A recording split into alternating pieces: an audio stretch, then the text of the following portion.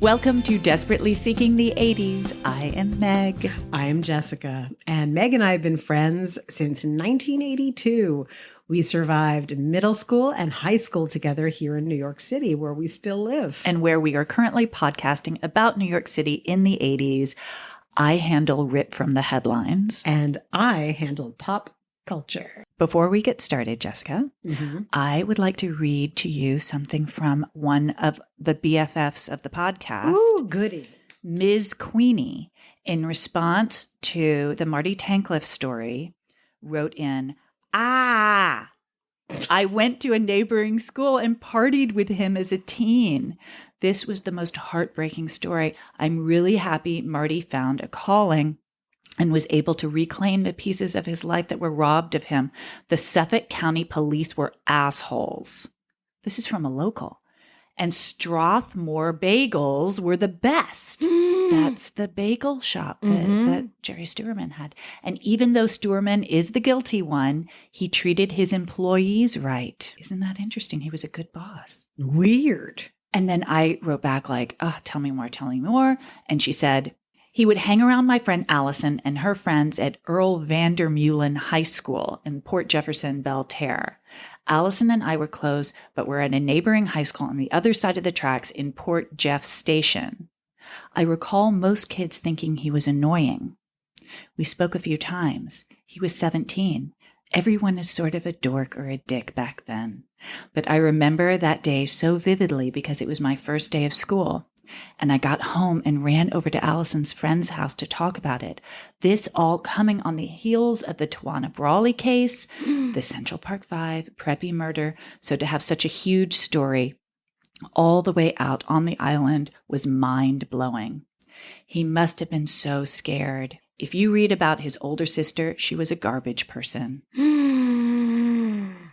I like this whole concept of dork versus dick. I know. That could be like a new game we play. Like, remember the MTV game shows back in the day? Like Dead or Canadian? I didn't watch these, but okay. I think it was Remote Control. Adam Carolla was one of the hosts. But what was his name? And Chris Hardwick of Thrillist fame did that.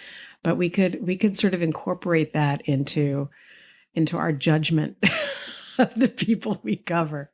Well, it's nice to know that Marty had a second chance. Yeah. And of course, like she said, everyone's kind of a ridiculous human being in high school. If you are not absurd when you're 17, then you're not 17. All right, let's hit it. All right.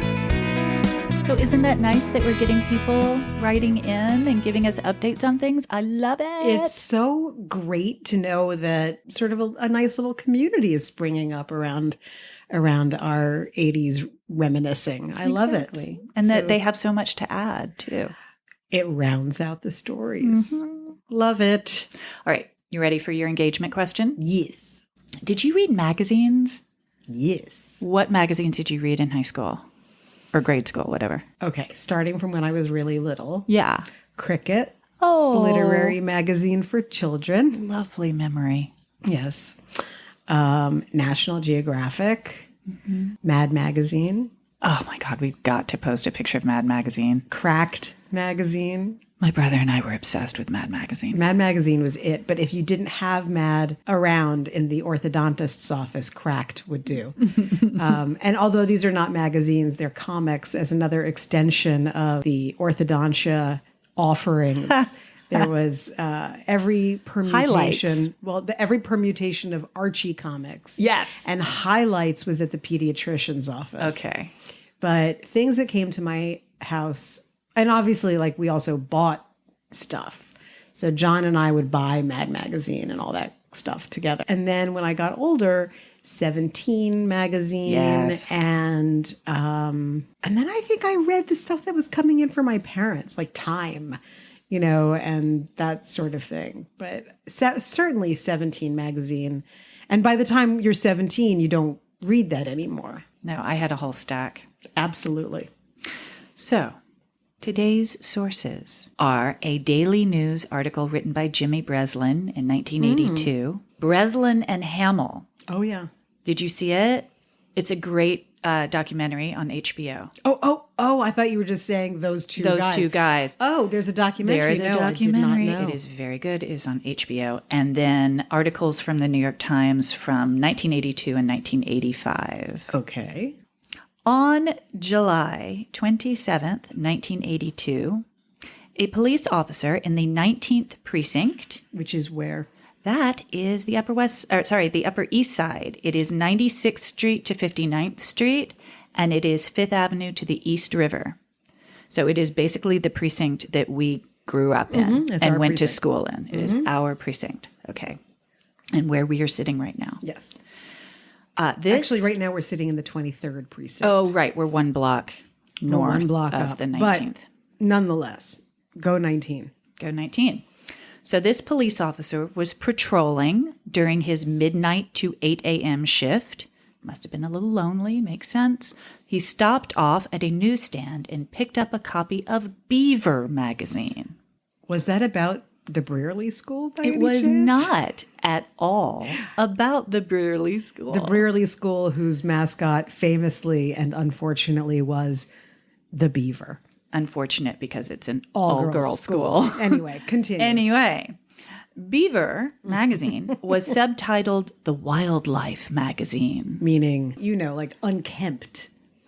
I'm just saying what the aesthetic is for those who may not be familiar.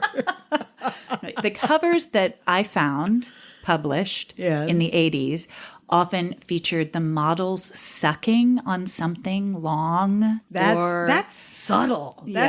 Or licking an ice cream cone. It's really remarkable how many ways they found to get someone to lick or suck something right on the cover. The articles, on the other hand, on these covers were, quote, "Do-it-yourselfers do themselves in. What'll you be driving in 1981? And social insecurity, it may not be there when you need it." So there's a bit of a disconnect between the visuals and the articles. That's sort of like, did you see the show on, I think it was HBO Max, Minx? No. I highly recommend it. The photo quality and suggestiveness is more Hustler than Playboy, from what I saw. Okay. In this particular July 1982 edition of Beaver, the feature article is, quote, "Angry, nervous, freaked out, it's the recession," accompanied by a full body profile of a naked blonde woman in gold platform heels bending over to touch her ankle for really no purpose that I could discern. There was no strap? No, she's just sort of stroking the side of her ankle. It was completely without purpose. I like that that's what you focus on. Go ahead. Right, the cop patrolling in 1982 brought his copy of Beaver back to the precinct on 67th Street between 2nd and 3rd and was flipping past pics of women named Sheena, Jackie and Patty, Corey, Lisa, and on page 56, Nina. The pictures of Nina were particularly dirty, and the cop recognized Nina. She worked upstairs. No. She was a fellow police officer in the 19th precinct, and her real name was Cibella Borges. The cop showed his sergeant the pics, and the sergeant showed the lieutenant, and word quickly spread through the building. When Cibella heard the whispers and went to the lieutenant to find out what was going on, she found him displaying the 5-page spread to a whole group of cops. By the way, I found a copy of this particular edition of the magazine, but it cost $149, which is sadly not in our podcast budget. Not yet. I know. Someday we will see the actual spread of Cibella. So her lieutenant says to Cibella, "This is very serious." And she replied, quote, "I posed for those pictures before I came on the force. I forgot all about them." And this was true. Back in 1980, Cibella was 22 and earned about $100 a week teaching typing at the police academy. And while she was employed by the police department, she was still a civilian. She met a photographer who offered her $150 to pose nude for him. His plan was to shop the photos around to adult magazines. Now, Cibella had recently been told she couldn't bear children because of an operation she had to remove a cyst, and she thought to herself, what's the difference? I can't have any kids, so who's going to marry me? I know, Cibella. So she posed for the pictures in the photographer's studio on the West Side, pocketed the cash, and didn't think anything more about it. In the months that followed, she went on to pass the patrolman's exam, attend the police academy, and was sworn in as a police officer in late 1981. Now she was making $400 a week, more than anyone in her family had ever made. She was 4'11" and 95 pounds. The smallest officer in the department's history, and she was recruited to work undercover for the Public Morals Division. And she spoke Spanish, which was extremely useful considering the huge Puerto Rican population in New York, and the fact that the police department was primarily Irish Catholic. Shortly after being hired, Cibella earned a meritorious service medal for assisting in the arrest of a gang of armed robbers. Really? So she's doing really well in her new job. But then Beaver came out. And 3 days later, she was suspended without pay. And she was eventually fired. She was charged with, quote, conduct prejudicial to the good order and effectiveness of the police department. And the press ate this whole thing up. Some headlines from the rags. Quote, Morals Squad officer in big expose herself. Quote, Naughty Nina makes a clean breast of things. Oh, help me. Quote, NYPD brass seek the naked truth. It's I think you on the nose, but yes, I got it. Yeah, I think you would have been more clever. Oh, that's so sweet. It's true. But now, of course, I'm going to have to figure something out for the Insta. Jimmy Breslin, who wrote for the Daily News, had a different take. He went to Cibella's defense, visiting her apartment on Orchard Street and interviewing her mother, quoting her as saying, quote, would it be better if she appeared on the front page of a newspaper shot dead or on the last page of a nudie magazine? Nice one, Mom. Yeah.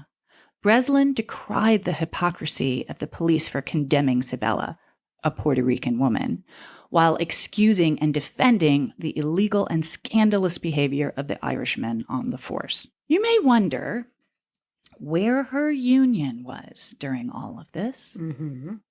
Instead of having her back, Bill Caruso, the longtime head of the Police Benevolent Association, spent $16,000 to take out an ad in the Daily News, Breslin's newspaper, skewering Breslin, calling his column, quote, biased, irrational, irresponsible ravings.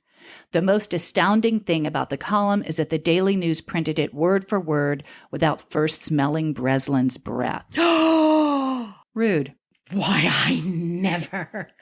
But in 1985, in a 3-1 decision, the appellate division of the state Supreme Court in Manhattan said Police Commissioner Robert McGuire had no right to fire Cibella for something she did before she became a police officer, especially because she used a pseudonym and the magazine made no mention of the police department. Oh. How are you in some way embarrassing the police department if nobody knows you're a police officer? You're not. It's just a way to get a woman out of the way. Yeah. In the dissent, Justice Theodore Kupferman said Borges should be kept off the force because the photos were, quote, kinky and hardcore. And the fact she posed for them proved she lacked the judgment necessary to do police work. But Cibella was reinstated to her job, and the panel awarded her $80,000 in back pay. Nice. I mean, she had been out of work for quite a while, but still, she got her back pay. Quote, I really don't have to explain myself to any of my fellow officers. They don't explain to me what they do on their off hours. As it turns out, at least some of her fellow patrolmen were sympathetic. Quote, it's not easy being a woman and a cop at the same time. You can't just be a cop. You're a lady cop. When have you ever read about a gentleman cop? Who said that? One of the patrolmen. A man or a woman? A man. Nice. I know. And, by the way, I looked her up. Mm-hmm. She did get married to an extremely hot guy in Arizona. Nice. I know. Very good. I'm following her Instagram now. Okay. Like, well done, Cibella. Oh, yeah. Oh, I love this. This is one of the rare stories of retribution, of right, being victorious over It depressed dastardly me. behavior. It depressed me too, though, a bit. I mean, I'm glad it ends happily, but the fact that there was such a double standard, and I don't know. I feel like if you get depressed, acknowledging that there's a double standard, like how are you going to get through the day even now? yeah, I guess it's just a strong reminder. It is a strong reminder, but this story is a strong reminder that there are decent folk. Right. That the support of those people turn things around. Without Jimmy Breslin's article, nobody would have ever known about this. There's no way she would have had enough wherewithal to sue. Thank God for Jimmy Breslin in this particular case. And I was really happy to discover his columns. Had you never read them? I mean, I don't know if I had. I think I've heard he's full of quips, right? Mm-hmm. And he was ubiquitous in the 80s. He did commercials for things. I mean, he was everywhere. Mm-hmm. And I feel like there could be a whole book with all of his clever sayings. But did I ever read an article written by him? I don't know if I have. I think this might have been my first. I know I didn't read the Daily News or the Post when I was a kid. Yeah. Yeah, he was just kind of a local character. A fixture. Yes, a local character. But isn't that what this podcast is about also? It's, discovering stuff that we didn't know about when we were kids and being able to have a different point of view. And Breslin definitely, he was a powerful voice. Absolutely. One of the few voices of the media in New York City. And had a very strong point of view and often stood up for the little guy. Yes. So yeah, I might come up with he might inspire me to do another story. Right on. Because he he was a man of the streets. Well, thank you, Meg. That was an unusually upbeat story. And I've been enjoying your stories lately. Oh, Just good. For whatever it's worth. You've been on a roll. So I need to apologize. I mispronounced her name. Is it Borges? It is, yes. Cibella Borges. And I showed you a picture of her husband. Okay, let's just talk for a second about Cibella and Cibella's husband. Yeah. First off, she is cute as a button. Oh my God. Very pretty lady and petite, tiny little person. But like a powerhouse. There are all these pictures on her Instagram at the gym. Of super and her strong. Husband is a smoke show. Holy crap. Oh my God. He's a very, very handsome man. Yes. So brava, Cibella. Yeah. Nicely done. 2 thumbs up. Indeed. From us. Yes. Like you care. But yeah, with much respect. I'd care. If someone randomly was like, hey, your husband's gonna act. You did well and you're not so bad yourself.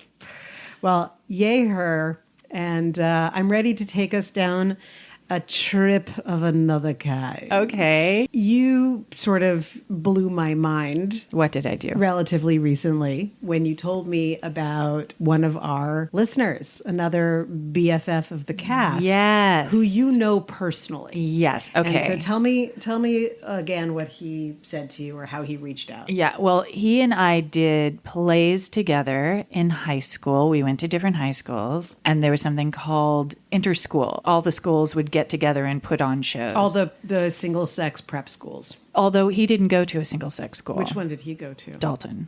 Oh, yeah, that's right. Dalton right. was And one of the shows that we did was actually at Trinity. In any case, I run into him after all these years. We have so much to talk about. As it turns out, he's been listening to the podcast, which I found very flattering. And he told me something I did not know about him, which was that he went to Fleming. He went to my grammar school. Mater. Yes. Yes. So before I went to Nightingale, I went to the Fleming School. And so he knows that from the cast. Yeah, because you've discussed Fleming. My weird, hippie, bilingual, Frenchy, diplomat-y school. Yeah, he told me some Fleming stories. Yeah. So Fleming was not entirely a normal place. There were a couple of kids who were really precocious. Mm-hmm. And Fleming had this weird kind of bohemian vibe to it. Like, I think it was in 7th grade or 8th grade, my class, the English teacher, Mr. Makevich, any minute that he was not at the school, he was in a punk band. And he had like, you know, one of these crazy haircuts and looked like he was strung out all the time. And at one point threw a child across some desks. He was out. But, you know, it was not the most conventional. And you, just to back up just a little bit, you went to Fleming from kindergarten nursery, through nursery really school, like little teeny kid, through what grade? 7th grade, and then you came to Nightingale. Right. There was a teacher, Mr. O'Leary, who really had it in for my brother and a couple of. Wait, his did John friends. go there too? Oh yeah. Nursery through 8th grade. So in 8th grade, he had Mr. O'Leary, who kind of victimized him and the other smartest kids in the class, because he was one of those guys who really wanted to like have the cult of Mr. O'Leary, as pathetic as that is. And John and his buddies, Mary and Maggie and Guy and DJ, they were just like, this is bullshit. And whatever, like they could see through it. So he treated them very badly. And my mother, those cult teachers don't like that so much. They do not like it, as we both know from some of our own Nightingale experiences. My mother was like, you don't stand a chance if you're in 8th grade with Mr. O'Leary, because he's going to have it in for you the way he did for your brother. So let's get you out of there. Oh, wow. Like now. So that's why I was the preemptively yanked, dispatched, right? And that's why I was the only new girl in our class in 8th grade, because no one switches schools in 8th grade. So anyway, so it was a very unusual place. You know, I was talking about kids being precocious. The older sister, who was I think in my brother's class, or maybe 1 year below, so she was like 2 years ahead of us. She was always all like decked out in like gauzy Indian hippie shit, and she looked. You didn't wear a uniform? Oh God, no. No, we had a dress code. This one girl, we're going to call her Ella. She just lived on a different plane of existence. She was so clearly a 30-year-old in, you know, like a 13-year-old's body that everyone was like, there's no stopping her. So she wore these like gauzy outfits, and she's beautiful and had really long, thick, straight blonde hair. It was like Nico went to school with us, okay?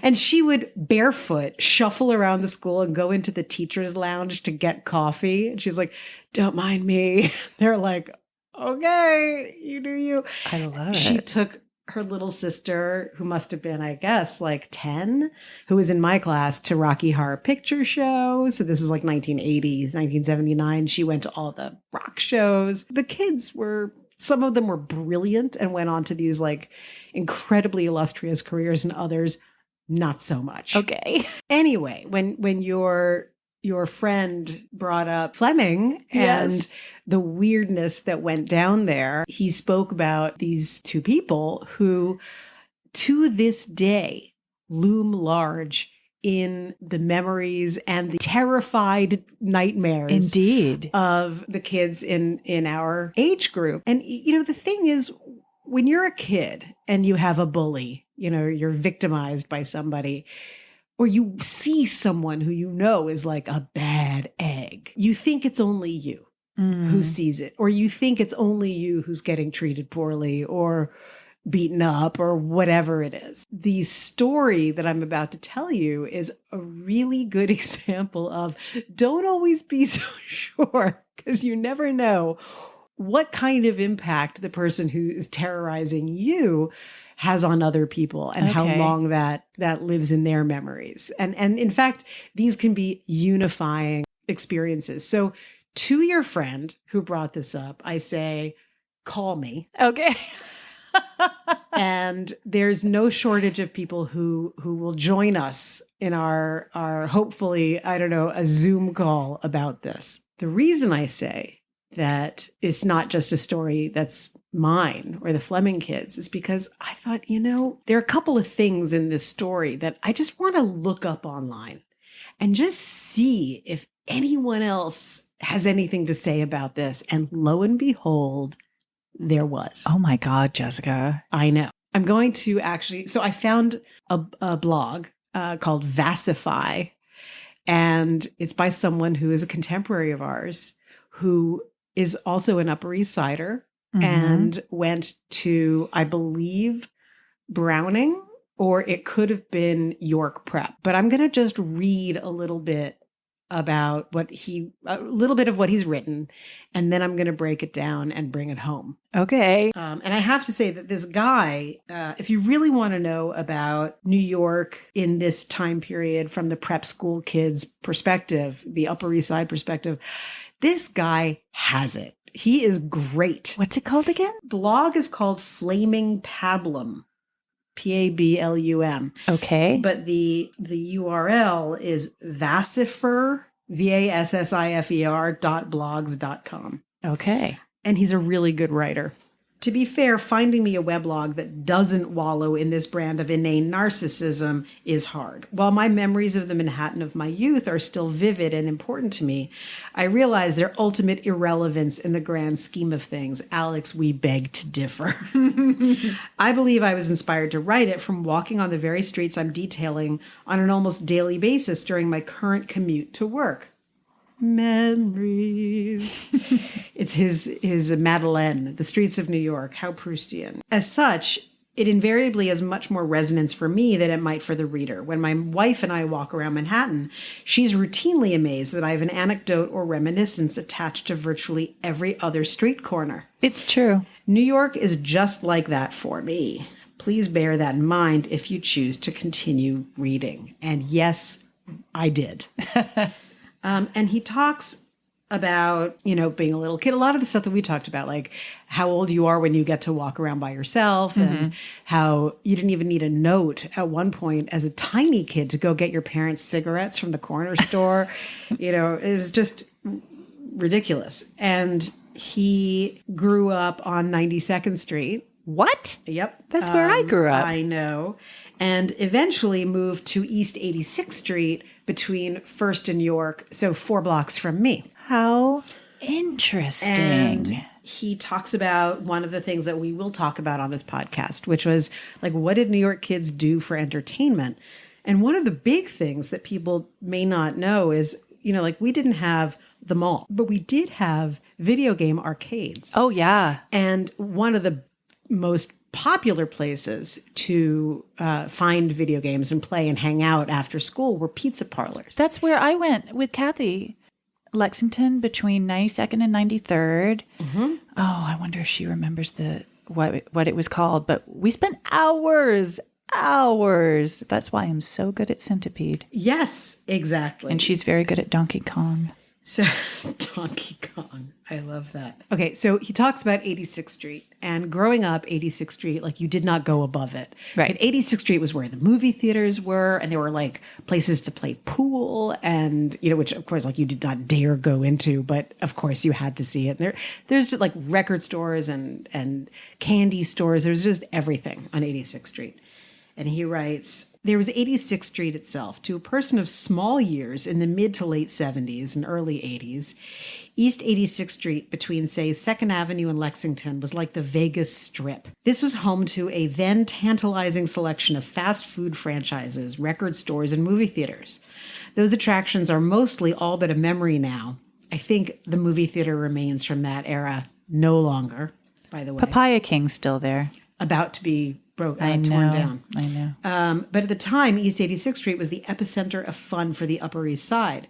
Regrettably, it was also the turf of the semi-notorious 86th Street gang, a fabled collective of self-styled hoods with names like Gino, Slocco, and the Red Twins, a pair of red-haired identical twin brothers who purportedly lorded over the area in a reign of relative terror. I had 1 or 2 encounters with them that, while ultimately incidental, still left enough of a lasting impression on me. But I just love the way this guy writes. So Alex, wherever you are, we're going to plug you on our own social media just because this is so great. And he talks about his best buddy, who he calls Spike in this. And at one point he describes him as having all of the musculature of Kermit the Frog and like no shoulders at all. So these are like Spike. 2 like real dork boys. They played Dungeons and Dragons. They were just little, little nerds. Yeah. So he says, one wintry Saturday afternoon, Spike and I were predictably at Nino's, perched firmly in front of our beloved Stargate machine. Probably fresh from a rousing round of advanced Dungeons and Dragons, one of our other big passions.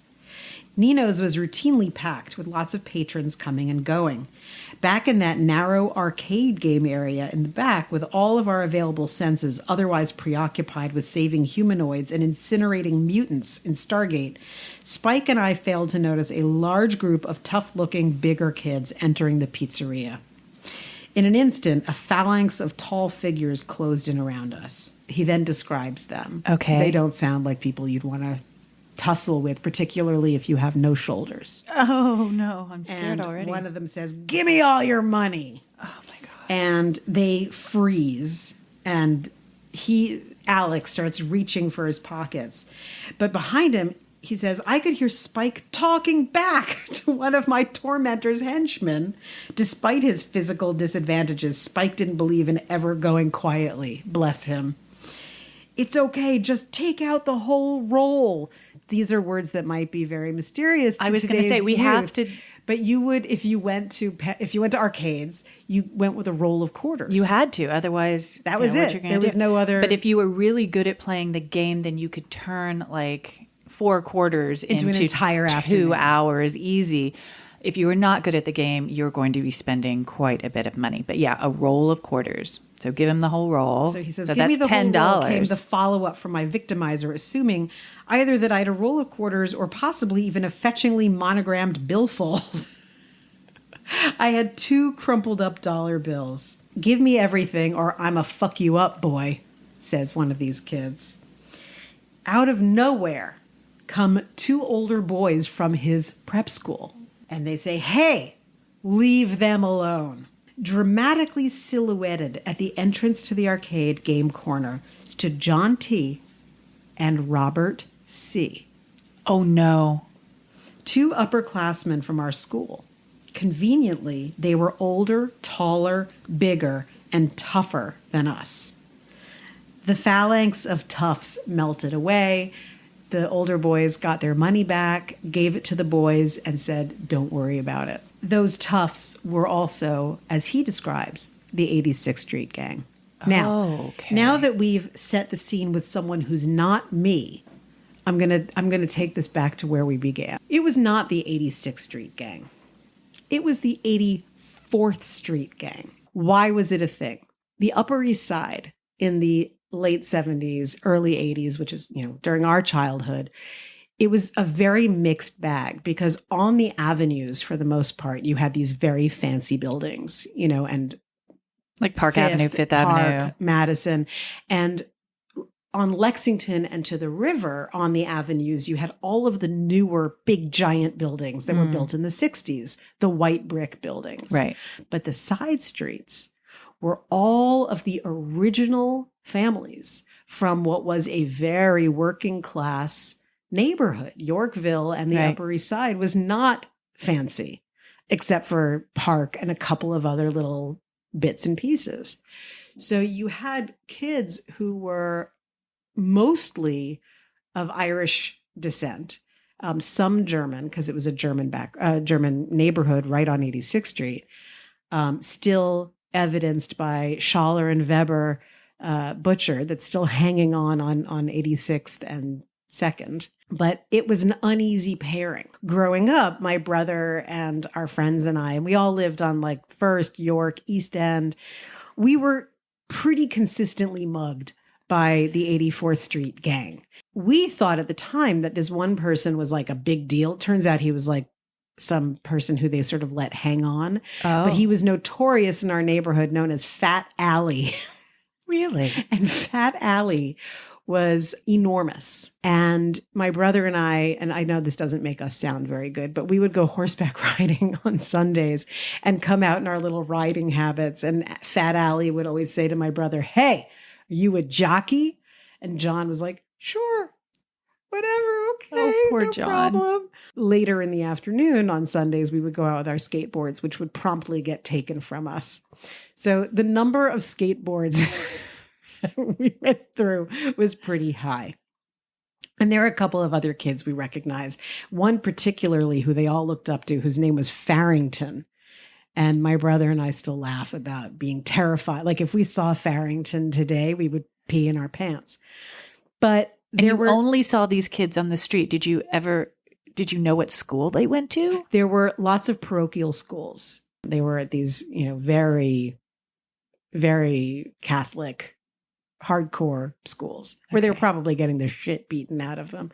So, but we did recognize 2 kids. We knew 2 kids who were in the 84th Street gang, and they never did us any harm, but they let their friends do it. Okay. Now, let's go back to Fleming for a second.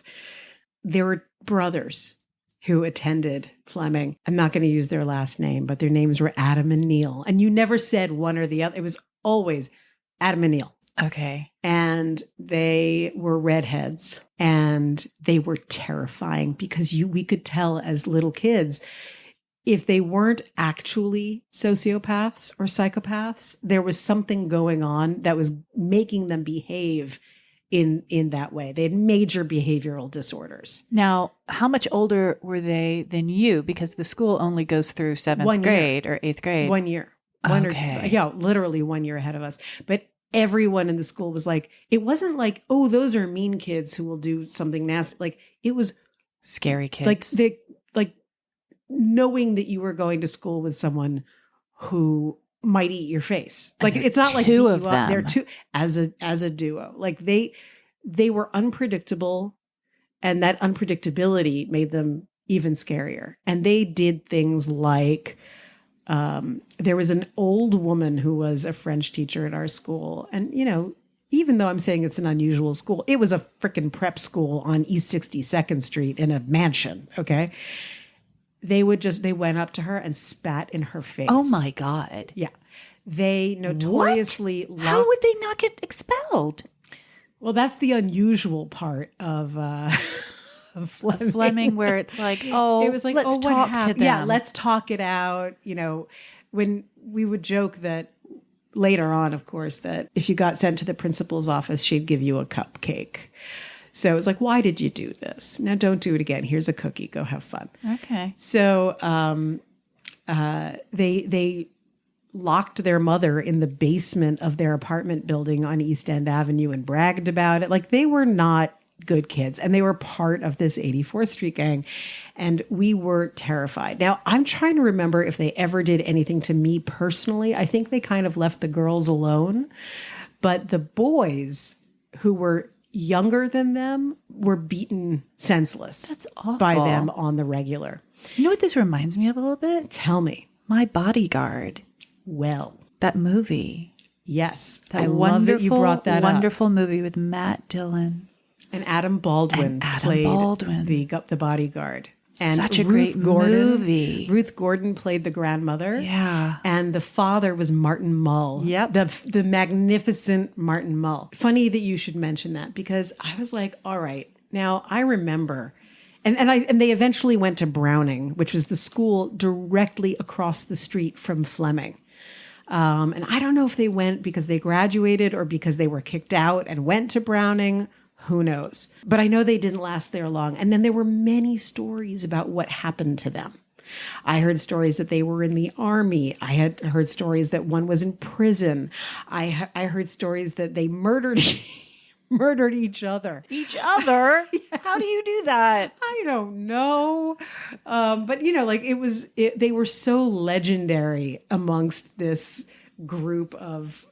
Do you know what happened to them? Well, in My Bodyguard, do you remember finding it? Like, there's the moment where you find out that the bodyguard has a really fucked up home life. Yeah. And there's something wrong. Oh, and that's why he has this. So I have looked for these guys online for years. Never found them. You and I talked about this. And last night, something popped up on my Facebook notifications. And it was for my Fleming alumni group. Are you kidding? I am not. And Neil posted a photo of him when he was a very little boy with 3 other little kids, all at Fleming, saying, These were happy times. Hope everyone out there is doing okay. Neil. That's the only thing. And I was like, oh my God. Oh my God. Well, I researched, and I found out Adam and Neil are now living very rural lives. One of them owns a pet food and supply store in Woodstock, New York. Okay. And the other one is also involved with animals in some way, but I don't think they live in the same town. The one who owns the pet food place has a partner, woman, wife, I don't know what, looks very happy.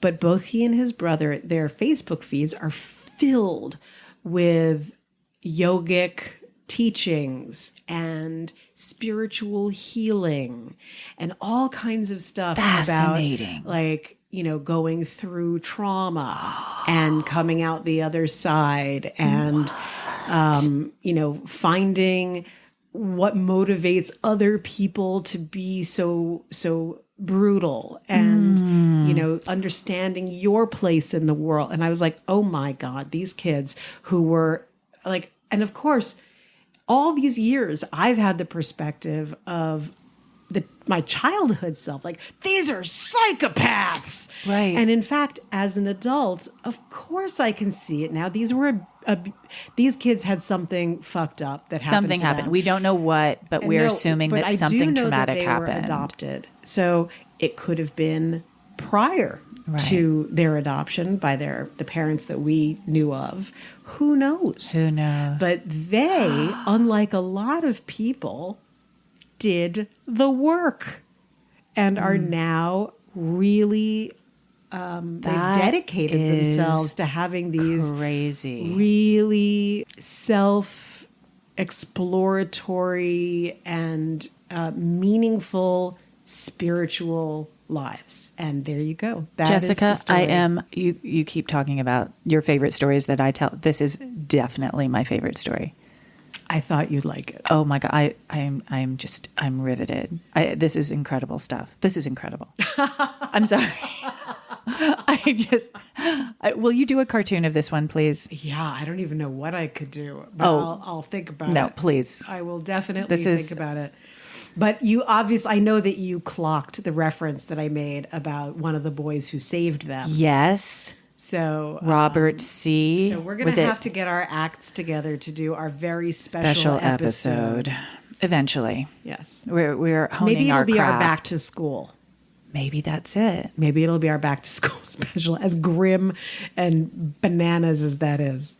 But thank you, Jessica. Yes. So what was... You're my favorite person right now. Oh, because I told you that there was a story of personal redemption. Just the whole thing. You could have told me that, you know, they're both in prison or whatever. I just love that we started in their youths and now we've gone full circle and now we know what happened to them. It's a mystery that was solved. It is a solved mystery. And there are a couple of people who I'm very close to still who went to Fleming, who listened to this podcast. And I know that when they hear, I'm not telling anyone that we did this. I'm just going to.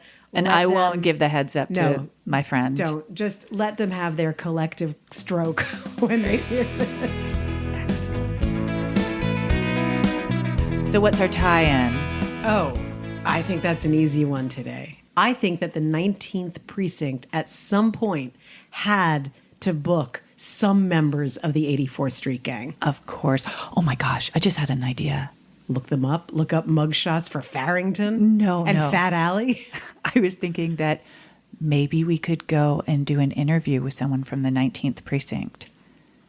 Yes, please. I wonder if any of them are still there, who were there at the time. Well, even if they aren't, they might be like, you can find them at the bar around the corner.